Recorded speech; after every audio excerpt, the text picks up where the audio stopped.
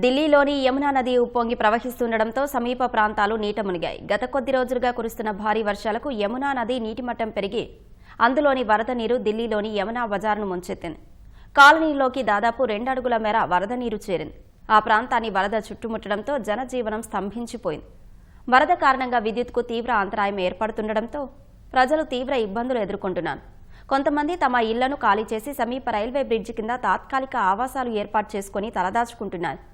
మరోవైపు ప్రభావిత ప్రాంతాన్ని ఢిల్లీ సీఎం రేఖా గుప్తా స్వయంగా వెళ్లి సందర్శించి అక్కడి పరిస్థితులను తెలుసుకున్నారు. వరద నీటిలో నడుచుకుంటూ వెళ్లి నివాసిత ప్రాంతాలను పరిశీలించిన సీఎం అక్కడి వారితో మాట్లాడి వారి సమస్యలను తెలుసుకున్నారు.